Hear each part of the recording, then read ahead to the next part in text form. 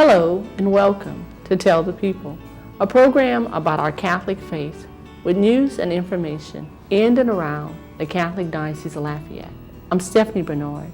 In today's show, we'll have an interview with seminarian and transitional deacon Deacon Doubt as he prepares for his last year before priesthood. Father Michael Champine's talk is about lust, part 2 of 2 in the segment What It Means to Be Catholic.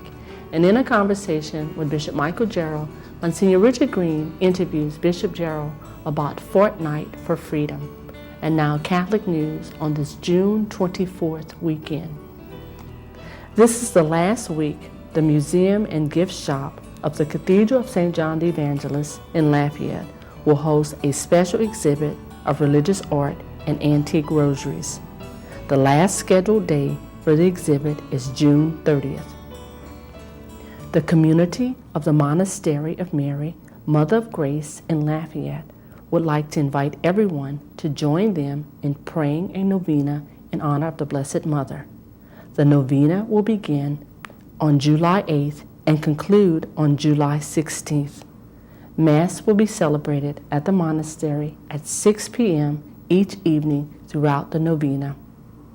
The novena coincides with Louisiana's bicentennial celebration as a means of acknowledging the ever-present intercession of the Blessed Mother's prompt succor throughout the state's tumultuous history of destructive hurricanes, massive floods, the Civil War, devastating oil spills, and other natural disasters. Please join the monastery community in these 9 days of prayer as they ask Our Lady of Prompt Succor for her continued compassionate prayers to help support and strengthen everyone in the daily battles of life. Our Lady of Sorrows Retreat Center in St. Martinville will host a Men's Work Day on Saturday, July 14th. All men who can lend a hand with carpentry, plumbing, electrical, concrete work, and manual labor are invited to attend. Work will begin at 8 a.m. with Mass to be celebrated at 12 noon. Lunch will be provided for the workers. The day will conclude around 4:30 p.m., but men are encouraged to come and go whenever they can. For more information, please contact the Center of Jesus Crucified at 394-6550. Our Lady of Sorrows Retreat Center in St. Martinville will host a day of recollection focused on the adoration of the Blessed Sacrament on Saturday, July 21st. The day will be conducted from 9 a.m. until 3 p.m. This day is designed to help Catholics better understand and appreciate the real presence of Jesus in the Eucharist. It will also highlight the fruits of Eucharistic adoration and give practical help in deepening one's prayer before the Blessed Sacrament. There is no cost or registration required, but participants should bring a brown bag lunch for the day. Mass and the opportunity for confession will also be offered. For additional information, please contact Father Michael Champagne at 394-6550.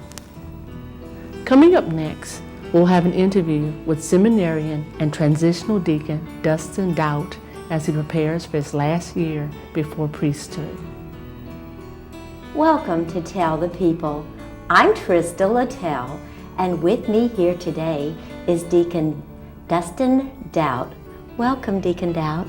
Thank you for having me, Trista. We're so glad that you could join us today, and we'd like for you to tell us about yourself. Would you tell us about your upbringing and your early schooling? My name is Deacon Doubt. I'm from St. Genevieve Parish in Lafayette. I went to St. Genevieve School, and after that I went to Turlings and graduated from Turlings in 2005. And I guess one interesting fact about my upbringing is that neither of my parents were born and raised Catholic. They were both converts. And so when my parents were looking for a school, they fell in love with St. Genevieve School in Lafayette. And after that decision, my dad began to ponder, to think about entering the Catholic Church, becoming Catholic. His father had been Catholic. And so he went through RCIA when I was in kindergarten, and then my sister and I were baptized when I was in the first grade. Well, that's interesting and different. Well, what made you become interested in the priesthood? During high school, the priesthood really wasn't on the radar. I was very involved with speech and debate, competitive public speaking, and so that really consumed my life. And I learned a lot of natural virtue there, picked up a lot of skills, which are great there, but I hadn't really thought about what God's will was for my life while I was in high school. And so I went to college, and when I was in college, I encountered a group called Focus, the Fellowship of Catholic University Students, who recently began their first year at UL Lafayette. Right. And so I encountered that group, and through the group began to mature in my life of prayer. I began to pray the Rosary, Eucharistic adoration, go to daily Mass, confession. And as that began to happen in my life, as I began to mature in my prayer life, I began to experience these vocational tugs. And people around me, my friends, the campus minister at Seton Hall in New Jersey, inviting me to discern the priesthood. And it all culminated on my birthday at the March for Life in Washington, D.C., when I went into confession, and after the priest gave me absolution, he asked me if I had ever discerned the priesthood. It's like, well, here's this priest who doesn't even know who I am. He can't even see my face. But there's something about my confession that, led him to believe that I should consider the priesthood. And after that, I began to think about it more seriously. And after a year of discernment, chose to apply to the diocese. Well, there were some people who had an impact on you in your discernment for the priesthood. Mm-hmm. Would you tell us about that? Yes, of course. So I was away from the Diocese of Lafayette for 2 years when I was discerning the priesthood. So I came back and I was naturally nervous because I didn't know the Catholic community here in Lafayette very well. So I went to my parish for daily Mass, and we had just received a new pastor and a new associate pastor. Our new pastor at the time was Father Curtis Mollett, who is now the Vicar General of the Diocese, and Father Kevin Bordelon, the Associate Pastor, who is now the Vocations Director of the Diocese. And I walked into the sacristy, and I said, "Hello, my name is Dustin, this is my parish, and I'm applying to the seminary. Do something with me." And immediately, Father Bordelon crossed the room, gave me his telephone number, gave me his email address, and said, "Let's go to dinner next week." So Father Mollett, Father Bordelon, and I went to dinner the next week. And after I had been accepted, Father Bordelon took me shopping for my cassock and surplice so that I could serve Mass. He took me on a trip with some other priests and seminarians to see St. Ben's, where I would be going to college seminary.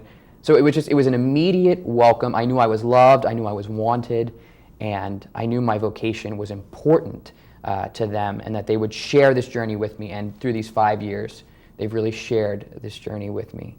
Well, you fell into some loving arms who were right there available, and from there, what seminaries did you attend? I began at St. Joseph's College Seminary in Covington, so I was there for 2 years.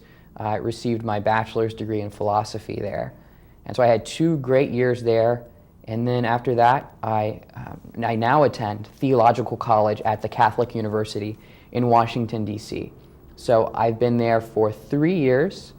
We take our classes at the Catholic University, and then we take all of our formation, our prayer, our Mass, spiritual direction conferences are at the Theological College Seminary on the other side of the street. So I've been there for 3 years, and I have 1 year remaining. So I'll go back for my last year of school. What about your summer assignments? Where have they been? My summer assignments, my first assignment was at the Cathedral in Lafayette, and there I visited the sick. That was my primary mission.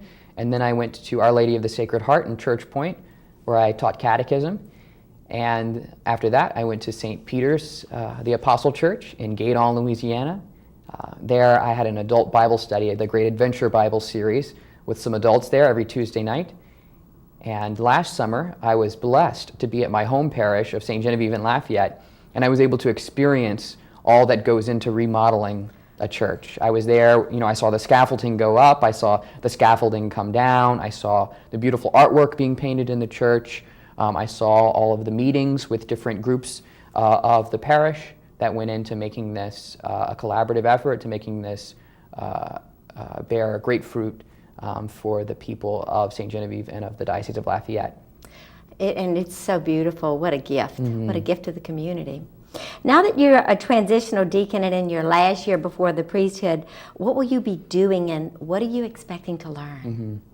Well, my spiritual director, as we were talking this year, as I was preparing to be ordained a deacon, he says, Dustin, I can tell you all about the diaconate, but that you're really going to learn about the diaconate by living the diaconate. I can't give you that. Only that comes from being ordained, that comes from living this life. So I think that's really what I hope to learn is through baptisms, through witnessing marriages, funeral rites, through benediction of the Blessed Sacrament, through assisting the bishop and his priests, through serving the Christian faithful, through all of those, learning what it means to be Christ the servant. And so that's really what I'm looking forward to this year, living out that diaconal life.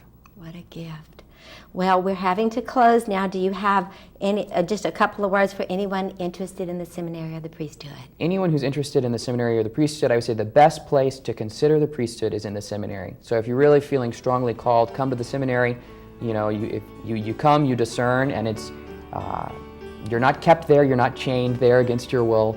You come, you think about it, you pray about it. It's a great time. Well, thank you so much for being with us today, and we'll pray for you on your continued journey to the priesthood. Thank you very much, Trista. Thank you, Trista and Deacon Dustin.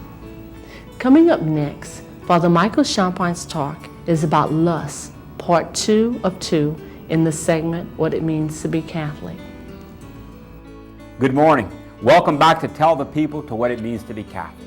We're treating the 7 capital sins, or 7 capital vices, those sins that beget many, many other sins, namely pride, greed, lust, avarice, sloth. We're treating these 7, which have been traditionally delineated in the church all the way back from the time of St. John Cassian, as well as St. Gregory the Great.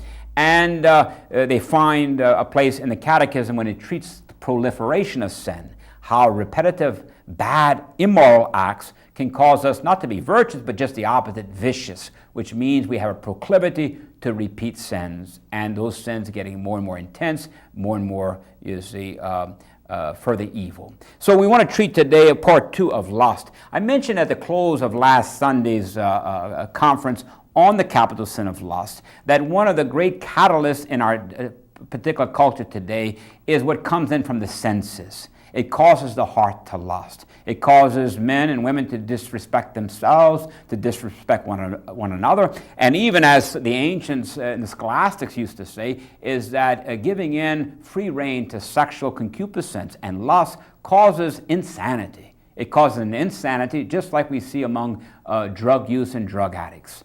And this is provoked today in a very, very powerful and alarming fashion with regard to pornography. We've treated it before, but because of the internet, because of handheld devices that have access to the internet, because of a failure to enforce obscenity laws, which are in our federal laws, that because of this, the exposure to pornography for any person, even little children, is enormous, which means that 9 out of 10 children will be being exposed to unwanted pornography before they're out of high school.